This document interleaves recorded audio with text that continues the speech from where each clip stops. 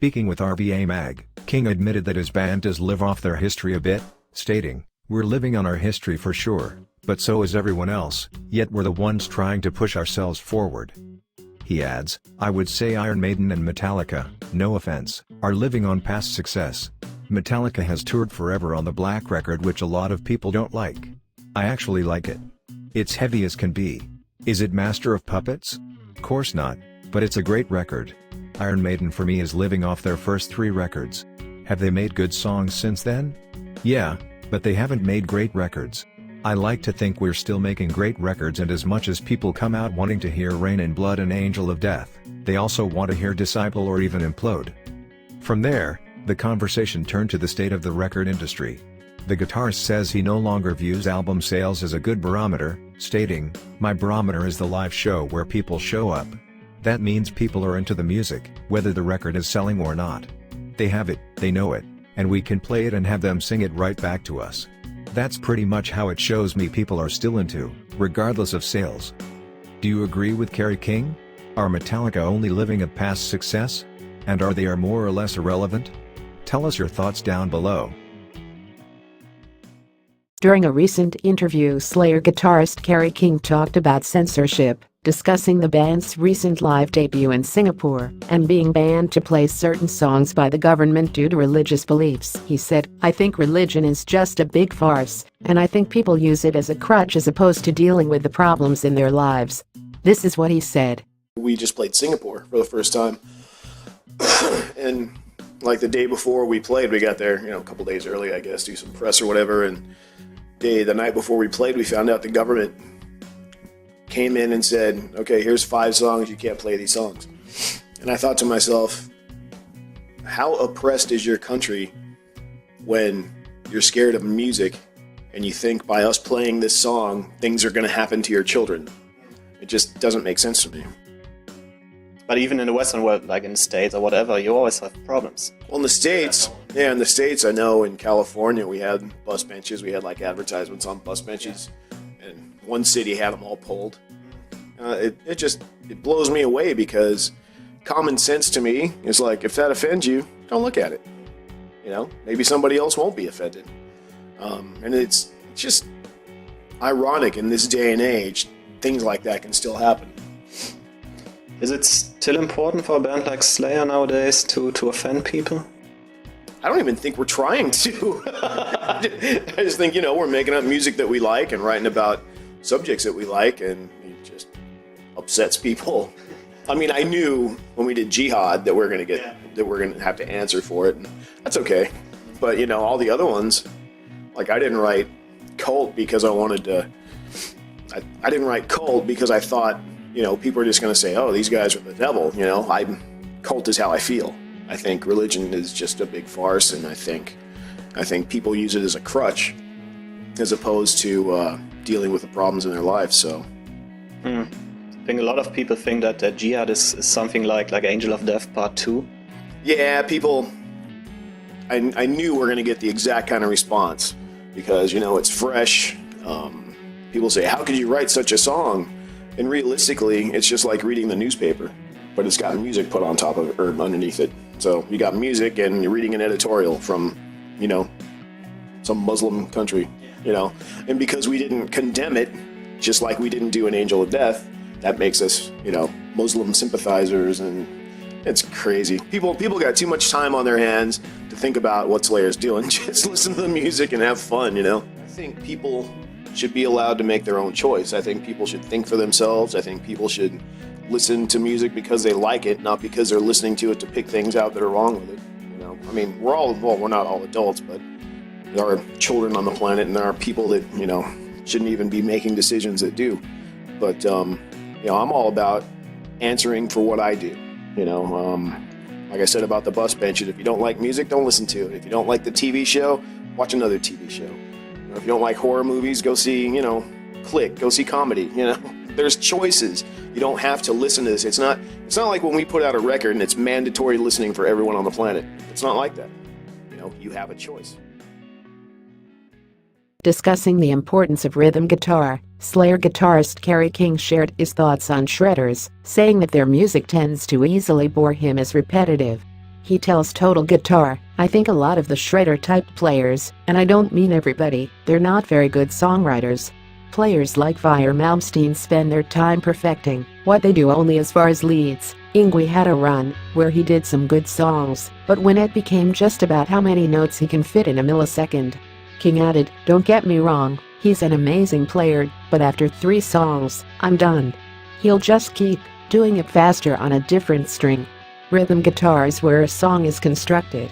If there's a song you like, it's because of that rhythm guitar. The lead stuff at the end of the day is just the icing. During the rest of the chat, King discussed hanging out with friends who aren't into metal, explaining how he still likes goofing around with guitar.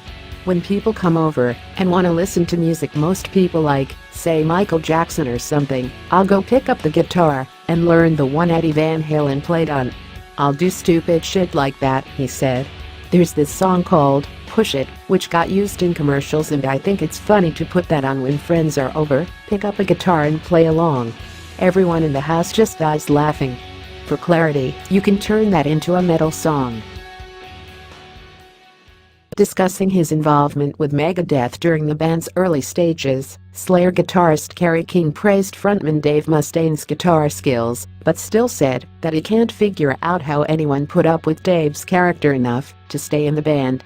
He told Loudwire, "I was one of the lucky people, and there's certainly no offense against Kirk Hammett. Kirk's a wonderful friend of mine, but I was lucky enough to see Metallica with Mustaine. And I say that because it's just a rare thing to be able to say that. I saw them play with Woodstock, and I was so intrigued by Mustaine because he was just ripping on guitar and looking out that way somewhere. And I can't do that to this day.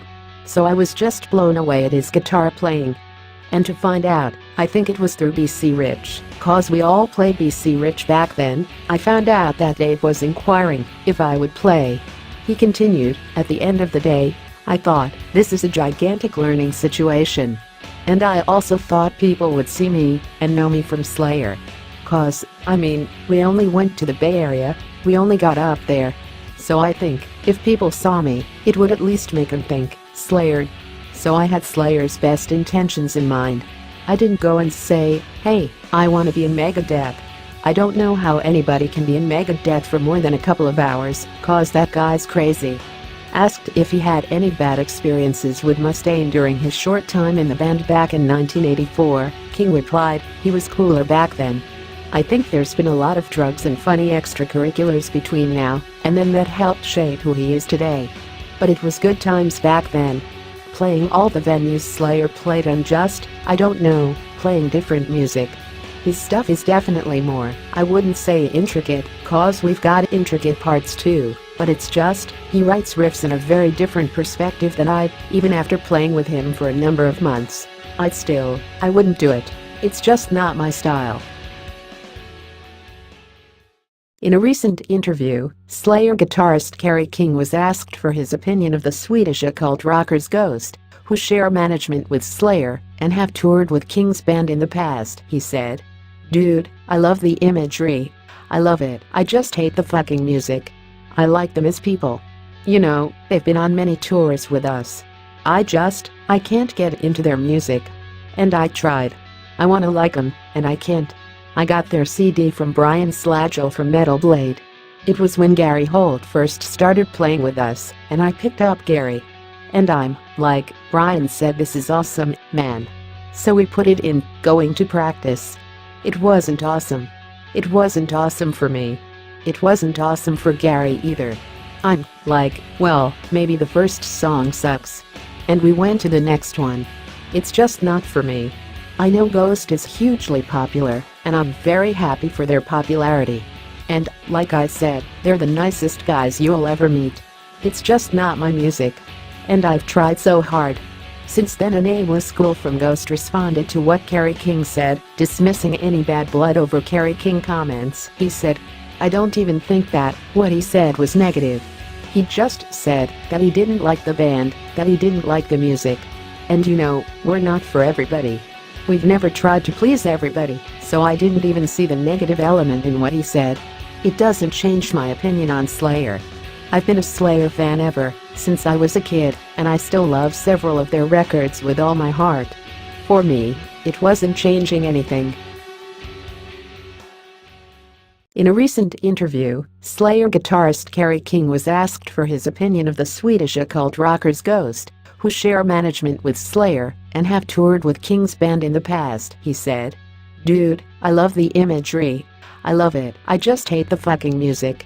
I like them as people. You know, they've been on many tours with us. I can't get into their music. And I tried. I wanna like them, and I can't. I got their CD from Brian Slagel from Metal Blade. It was when Gary Holt first started playing with us, and I picked up Gary. And I'm like, Brian said, this is awesome, man. So we put it in, going to practice. It wasn't awesome. It wasn't awesome for me. It wasn't awesome for Gary either. I'm like, well, maybe the first song sucks. And we went to the next one. It's just not for me. I know Ghost is hugely popular, and I'm very happy for their popularity. And, like I said, they're the nicest guys you'll ever meet. It's just not my music. And I've tried so hard." Since then, a nameless school from Ghost responded to what Kerry King said, dismissing any bad blood over Kerry King comments. He said, "I don't even think that what he said was negative. He just said that he didn't like the band, that he didn't like the music. And you know, we're not for everybody. We've never tried to please everybody, so I didn't even see the negative element in what he said. It doesn't change my opinion on Slayer. I've been a Slayer fan ever since I was a kid, and I still love several of their records with all my heart. For me, it wasn't changing anything."